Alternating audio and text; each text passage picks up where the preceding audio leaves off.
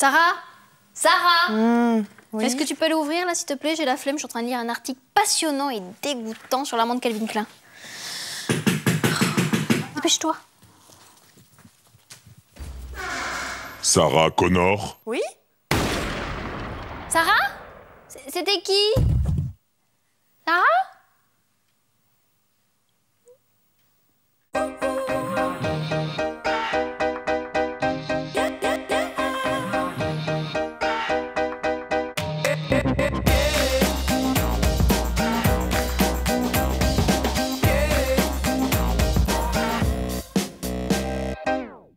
Bonjour à tous et bienvenue dans ce nouveau numéro d'À la vie, à la mode, saison 2, épisode 3, comme les séries américaines. Cette semaine encore, on va faire un tour complet de la tendance, de ce qui se fait en mode, de qui l'a fait, de qui en parle, des rumeurs, des vérités, des mensonges, des vêtements que vous allez piquer des podiums de défilés dorés à l'orphin des grandes maisons de couture et mettre dans votre placard Ikea, Fly ou Conforama en pain brut. Je sais, c'est cruel. Mais pas tant que ça, parce que si tout le monde pense que la mode c'est à deux vitesses, nous on passe la troisième et on vous montre que tout ça finalement c'est possible, c'est abordable, c'est intéressant, inspirant, transformable, qu'on peut se l'approprier et que c'est à portée de tous. Des gens passionnants, des infos et des idées stylées pour tous, c'est dans À la vie, à la mode, c'est maintenant et c'est parti. Au sommaire, à la vie à la mode cette semaine, tous les indispensables modes du moment. Les événements où il fallait se montrer, les boutiques où il fallait aller, les tendances qu'il fallait adopter. En association avec le Daily Elle, Lorraine Bastide nous donnera son avis subjectif de journaliste mode à la mode. Moi, je suis team Diana. Nous vous donnerons tous les conseils nécessaires pour tenter le look monochrome et nous dresserons le portrait du créateur aux muses multiples, Monsieur Jean-Paul Gaultier. Aussi bien dit blondes suédoises que des rousses. Hugo Lopez nous présentera son objet culte de la semaine et l'acteur Roche Dizem sortira sa langue de sa poche pour répondre à notre questionnaire La mode leur vie. C'est dangereux de s'habiller bien. Nous vous apprendrons à réussir la manucure Bigou et Elisabeth Bost mettra sa vie en péril pour nous livrer la phrase culte mode de la semaine. À la vie à la mode, c'est la mode pour tous les goûts, tous les lieux et toutes les planètes et c'est maintenant. Et on commence cette émission avec le JT d'actu à la mode de notre rédac-chef Raphaël Simon. Alors ne vous inquiétez pas, ça s'appelle JT parce que c'est des infos, des news, choisies après une conférence de rédaction. Mais à part 2 ou 3 imprimés douteux ou quelques vêtements laids, il n'y a pas trop d'images pouvant heurter la sensibilité des plus jeunes, d'infos non vérifiées ou de messages politiques. Bon, on est quand même un peu subjectif dedans, c'est vrai, mais à la différence des JT classiques, nous, on vous le dit. Et puis c'est que de la mode, non? JT.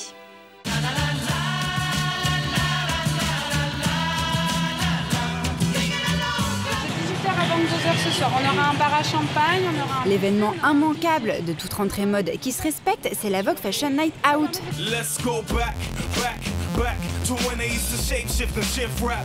La VFNO, c'est l'énorme fête du shopping dans les boutiques chics de Paris, organisée par le magazine Vogue tous les ans pour les fashionistas prêts à attendre des heures sous la pluie pour participer aux animations.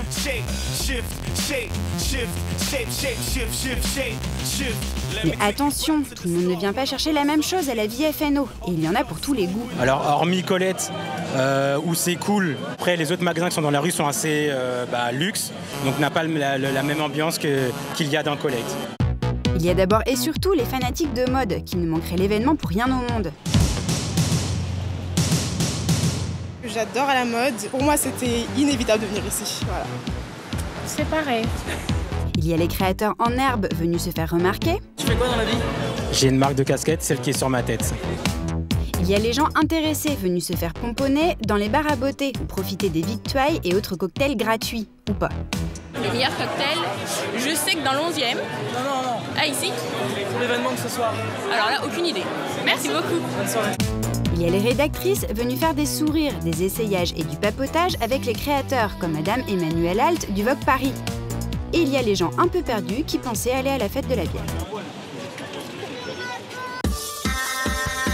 Le bleu, c'est la couleur à la vie, à la mode de cette rentrée. À quelques jours de la sortie du film La vie d'Adèle, adapté de la BD, le bleu est une couleur chaude et dans lequel Léa Seydoux a les cheveux bleus, la planète mode voit la vie en bleu. La vue en bleu au dernier défilé Marc by Marc Jacobs, il y a quelques jours à New York, où les mannequins arboraient tout un fard à paupières bleues digne des meilleurs films d'Annie Dupéret dans les années 80. Le blue make-up, immédiatement adapté par Rihanna, qui s'est baladée pendant toute la Fashion Week new-yorkaise avec du bleu à lèvres. Mais aussi par Facebook, qui a sorti en Californie son vernis bleu Facebook. Et si vous n'êtes pas convaincu par ce bleu lavande qui vous rappelle vos heures perdues au boulot, vous pourrez vous rabattre sur le bleu Klein, chez Colette à Paris, qui lance pour cette rentrée toute une gamme de lunettes bleues signée Etnia Barcelona. Car accrochez-vous bien, la marque espagnole a obtenu l'accord exceptionnel des archives Yves Klein d'utiliser la véritable couleur brevetée par le peintre. Mais si cet automne le bleu est à la vie à la mode, il faut le consommer avec modération pour éviter l'effet schtroumpf. La nouvelle boutique à la vie à la mode, c'est le pop-up store Louis Vuitton, dénommé L'Aventure et dédié au voyage. Car on l'oublie trop souvent, mais Louis Vuitton, c'est d'abord un maltier qui a ouvert son premier boui-boui en 1854. Jusqu'à fin décembre, la boutique éphémère de l'avenue Montaigne propose donc valises et autres accessoires de voyage haut de gamme, c'est-à-dire pour les gens plutôt très riches qui voyagent plutôt très souvent. On trouve même une version ultra chic du guide du routard, un abécédaire des bonnes adresses des plus grandes villes du monde. Auckland, Beijing, Venise, Moscou, Paris, Sao Paulo. Et oui, entre Saint-Étienne et Sao Paulo, il a malheureusement fallu choisir. Mais le plus intéressant dans cette boutique aux allures de musée, c'est encore les ateliers qui révèlent le savoir-faire de la maison, comme la peinture des initiales à même la toile, pour tous ceux qui n'auraient pas la chance d'avoir déjà pour initiale LV. La boutique propose également une démonstration de l'art of packing, comprenez l'art de faire sa valise. Et on peut dire que la maison s'y connaît en art of packing, puisque c'est Louis Vuitton en personne qui préparait les valises de l'impératrice Eugénie, appelée plus communément Madame Napoléon III. Attention, démonstration pliage. En 2013, c'est roulé de t-shirts pour tout le monde, qu'on parte en camping à sac à dos Décathlon ou en hôtel 5 étoiles en valise Vuitton.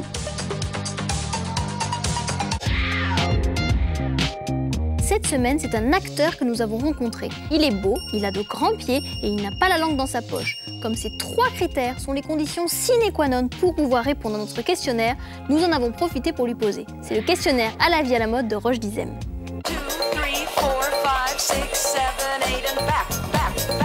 Cette semaine, c'est l'acteur français Roche Dizem qui nous raconte comment il s'habille dans la vie de la tête aux pieds. Un plan sur les bottes. Voilà. Je suis pour le minimalisme et assez ringard en fait. Je garde toujours le jean 501, j'ai pas changé. Comment on appelle ça, les slims là? Ouais, ça je peux pas ça. Ouais, ça me va pas du tout. D'abord je fais du 46 donc déjà ça fait des palmes. Non, ça me va pas du tout. Mais puis j'ai passé l'âge je crois. Je crois que c'est surtout pour les plus jeunes.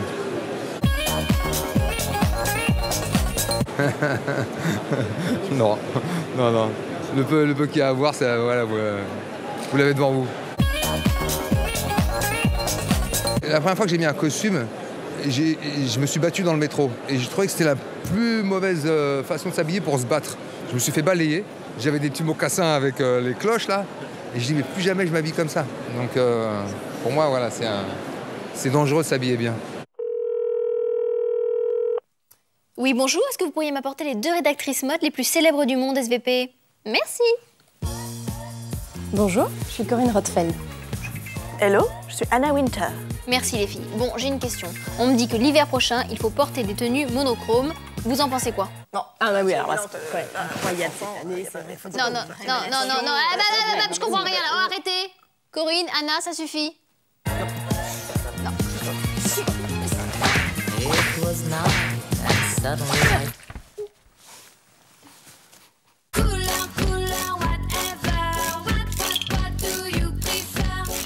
Si un génie mal intentionné vous demande de ne garder qu'une couleur dans votre garde-robe cet automne, 2 options s'offrent à vous, le beige et le rouge, qui se portent en monochrome cette saison, en total look de la tête aux pieds. À vous de choisir si vous êtes plus blanc comme neige ou rouge passion. Mais attention, petite pécheresse, on ne porte pas du tout le total look rouge de la même façon que le total look beige. Ce serait comme croire que le rouge et le noir vont bien ensemble, ce serait une hérésie. Pour vous éviter tout sacrilège, voici donc la Bible monochromale de l'automne-hiver 2013. C'est à Milan que Dolce & Gabbana a édifié le rouge en religion monothéiste, bientôt suivi par les petites marques profanes. Ça tombe bien, le rouge ça va à tout le monde, rousse, blonde ou brune, personne ne compte pour des prunes. Mais attention, il ne suffit pas d'une toute petite pièce rouge toute timide. Cet automne, le rouge se porte en total look, du chapeau aux escarpins. On porte donc au moins 3 pièces rouges, la sacro-sainte Trinité. Chaussures plus robe plus lèvres ou carrément chaussures plus collant plus jupe plus veste plus sac. Et surtout, on n'hésite pas à mélanger les rouges. Carmin, groseille, coquelicot, vermeil, cramoisi, tous les coups sont permis. Mais le duo gagnant cet automne, c'est le rouge et le rose, tellement vu partout qu'il devrait faire son entrée dans le Robert sous le nom de Rouze. Du Rouze chez Paul Smith en version Color Block ou chez Diane von Furstenberg en version imprimée papier peint. Blanc sur rouge, rien ne bouge, mais si le total look rouge tolère la mixité des teintes, le beige se porte pur, virginal, monochromal. Ainsi, on choisit un beige et on s'y tient. Le crème Louis V, l'ivoire Vali, le poudré H&M, le camel Max Mara, le tabac Bottega Veneta. L'idéal étant d'avoir le teint et les cheveux assortis aussi, dans la mesure du possible, ce qui réduit quelque peu les possibilités. Autre règle, le monochrome beige se porte dans les matières hivernales.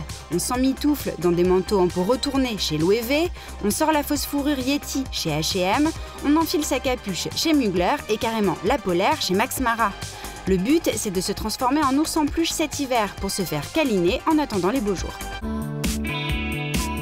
Et si le beige et le rouge ne vous grisent pas plus que ça, pas de panique. Vous pouvez aussi tenter le plus classique monochrome noir, un brin déprimant, le total look bleu, parfait pour aller bosser, ou pour les plus courageuses, le total look rose bonbon, pour vous faire croquer.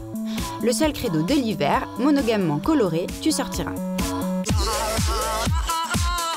Chaque semaine, elle illumine ce plateau de sa présence magnétique, mais elle me fait pas trop d'ombre non plus, hein. Ne vous inquiétez pas. Niveau égaux, on a trouvé l'équilibre. Elle s'appelle Lorraine Bastide, elle est journaliste et elle vient nous raconter les choses qu'elle a entendues, lues ou vues et qu'il faut absolument que l'on sache si on ne veut pas avoir l'air trop bête en société des médias et du spectacle.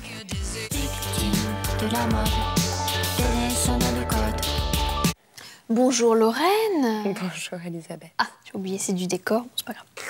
Alors, cette semaine au bureau, on est en pleine Diana Mania. Ah.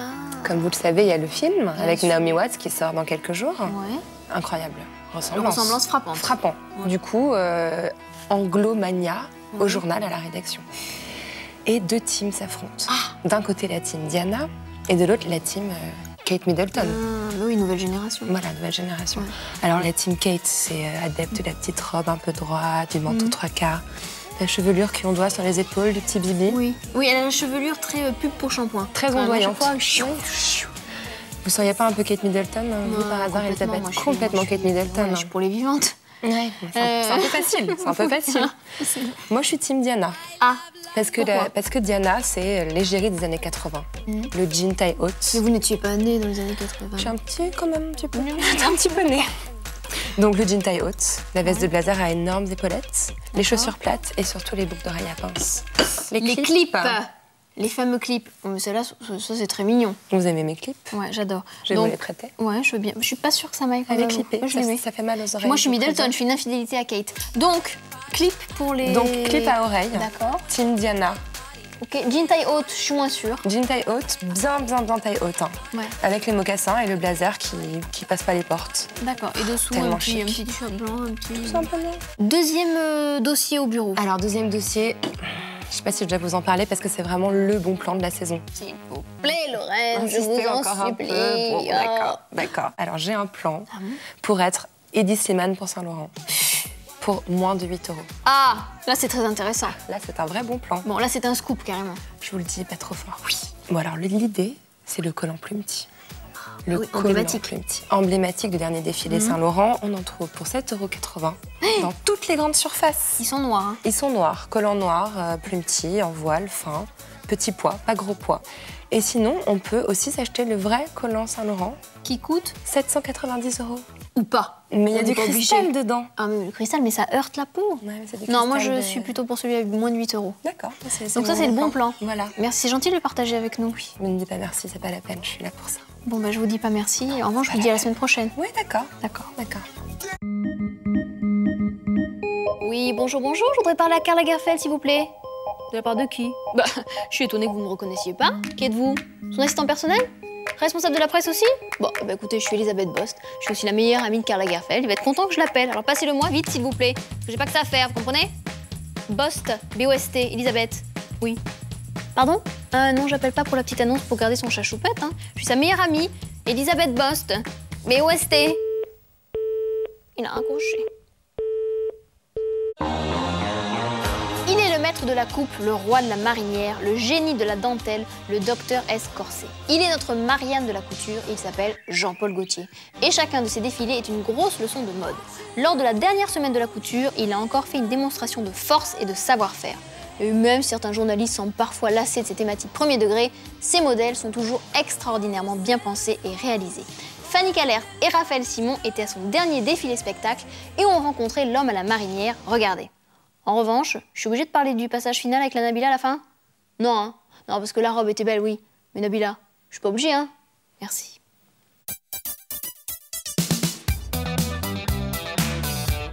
Jean-Paul Gaultier, c'est l'homme à la marinière, le créateur au défilé spectacle, celui qui fait porter des jupes aux hommes dans les années 80, le fan de Bowie, des vedettes de la chanson et du cinéma. C'est l'enfant terrible de la mode qui a séché plus d'un cours d'anglais. A little léger with an effect like cornet frites, a little bordello. Mais par-dessus tout, Jean-Paul Gaultier, c'est l'homme le plus polygame du monde de la mode.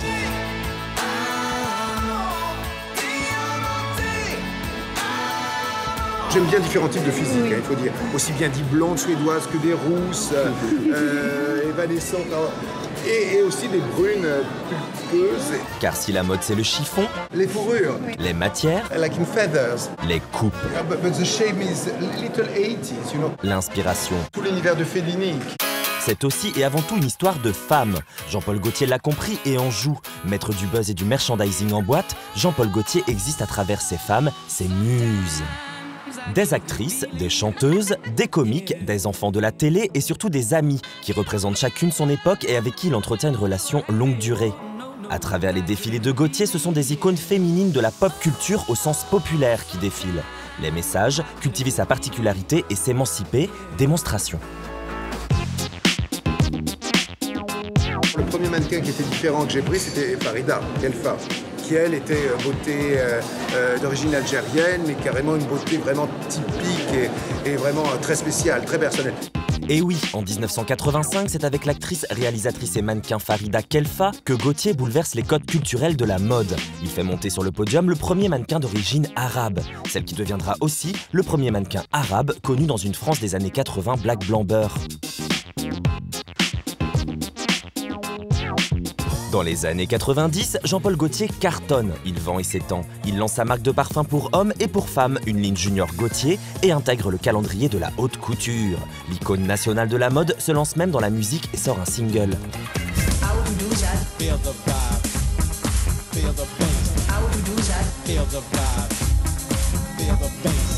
Mais les années 90, ce sont surtout des commandes de vedettes. Mylène Farmer, Kylie Minogue et Madonna font appel à lui. Le créateur voit son style passer des podiums aux salles de concert. Aujourd'hui, certaines pièces maîtresses sont complètement liées à celles qui les ont portées, comme Louise Madonna et le bustier conique. Quand la pop part de la pop, quand la musique dialogue avec la mode. 40 ans que Gaultier fait de la mode aujourd'hui. Pas blasé du tout. Habitué des médias, Jean-Paul Gaultier fait encore et encore de ses défilés un show mode attendu et porteur d'un message sociétal. Tout ce qu'on dit va être répété. En 2010, la mode n'a pas de taille avec Bess Ditto sur le podium. En 2011 et 2012, la mode n'a pas d'âge. Et enfin en 2013... Le monde de la mode est sceptique. Nabila, un coup de com' qui sonne plus comme un coup des télécoms. Ça fait rire certaines, ça fait dormir d'autres. Mais après tout, c'est du Gaultier, du hyper populaire même en couture. Et surtout, ça tape dans le mille, puisqu'on en parle et que les journalistes s'y intéressent. Nabila, femme panthère, vous l'avez invitée. Toute griffe dehors, ben oui, ben c'était un plaisir parce que je la trouve parfaite et qu'elle correspond parfaitement au genre de fille que j'aime avec beaucoup de personnalité. Et voilà, elle a assuré grave.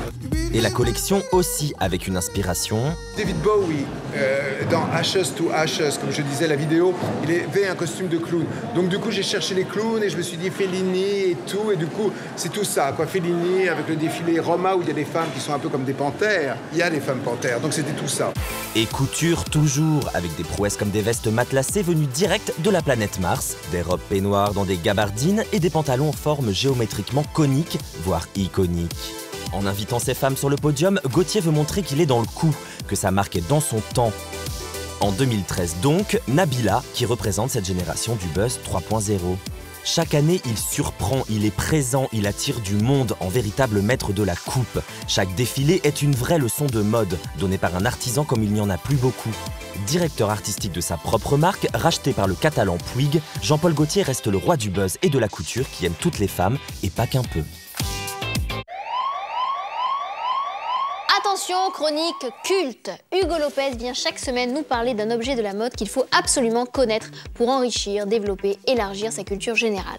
Parce que la mode, si elle n'a pas vocation à nourrir les gens qui la portent, enfin, elle pourrait, mais les marques et les mannequins n'en ont pas décidé ainsi, elle nourrit quand même plein de domaines culturels, patrimoine, histoire, art. La preuve tout de suite avec l'objet culte d'Hugo Lopez qui, cette semaine, s'est penché sur un grand chausseur français.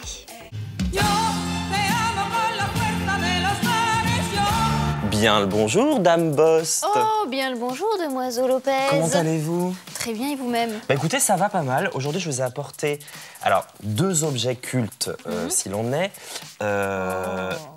ou une boucle culte, j'ai envie de dire. C'est évidemment les escarpins et les ballerines gommettes de chez Roger Vivier. Vous venez de le dire.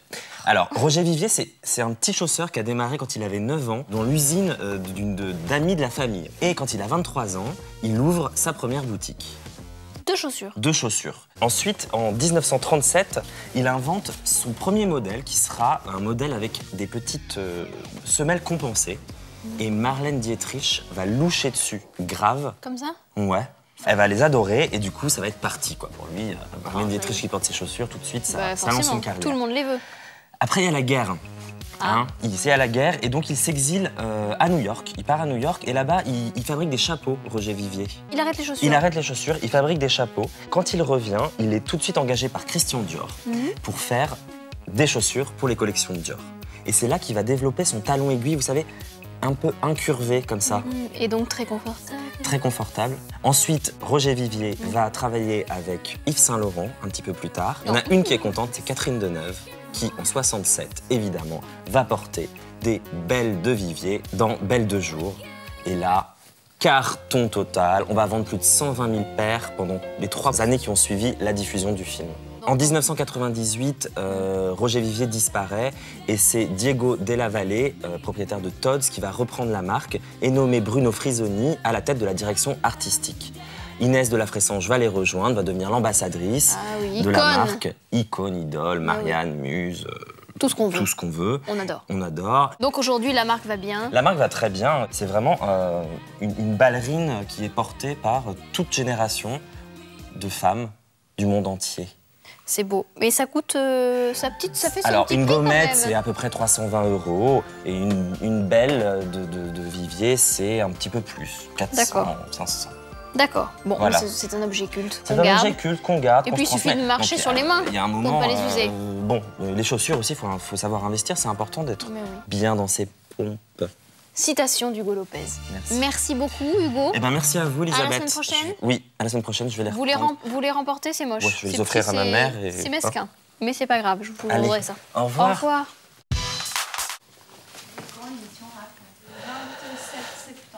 Le 1er octobre, c'est l'Expo Vivier qui commence. Ah bah oui, c'est bien. Attends. Ouais, mais alors du coup, comme j'ai tout embarqué ma marchandise, je vais refaire une petite apparition, d'accord? Moi, je vais faire comme ça, je fais comme ça. Ouais, on y va? J'avais oublié de vous dire quelque chose, vous qui avez semblé très intéressé par Roger Vivier. Oui. Il y a une exposition qui commence le 1er octobre au Palais Où de ça? Tokyo. Palais de Tokyo, à Paris. Oui. Hein? Eh ben, j'y serai. Allez, Merci au revoir. bien. Au revoir, monsieur.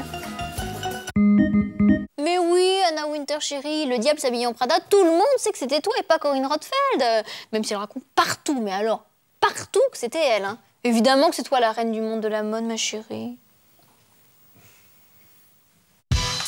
Même si le monochrome, comme on l'a vu, est une tendance hivernale lourde, quand même, la vie, elle serait triste si tout était d'une seule couleur. Mais attention, on ne peut pas porter plus de 2 couleurs, parce que sinon, on peut vite ressembler à un Pollock ou au visage de Lady Gaga, photographié par Inès Evinoud. Pardon. Et bien en manucure, c'est pareil. C'est bi, c'est deux, c'est doux, c'est bigou. Conseil beauté.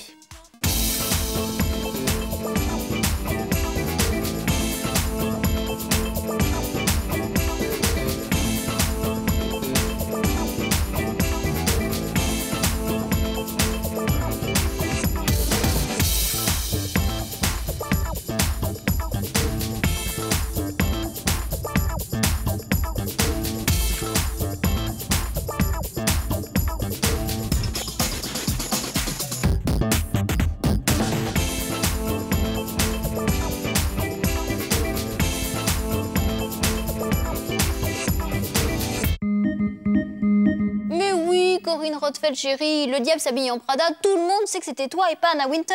Même si c'est ce qu'elle raconte partout, hein, mais alors absolument partout. Évidemment que c'est toi la reine du monde de la mode, ma chérie. Chaque semaine, je partage avec vous, mes agneaux, une phrase culte de la mode et cette semaine, elle est forte, elle est grave, elle est définitive. Pour qualifier l'urgence de la mode et du processus créatif, Gabrielle Coco Chanel a prononcé cette phrase mythique. Écoutez, regardez, c'est la phrase culte de la semaine. Ah! Oh, je peux pas, c'est trop. Oh, j'ai le vertige. La mode, c'est quelque chose au bord du suicide. Gabrielle Chanel. Bon, allez, j'y vais.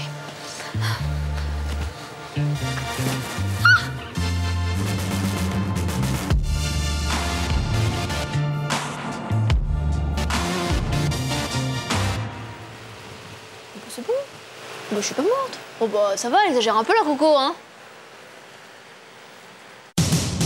Et voilà, cette émission est terminée. J'espère que vous êtes un peu moins perdus dans cette jungle de la tendance, ces couleurs, ces formes, ces lianes, ces arbres, ces animaux bizarres, très bizarres. Ne soyez pas tristes, la mode ça ne s'arrête jamais. Je reviens donc la semaine prochaine pour une spéciale homme.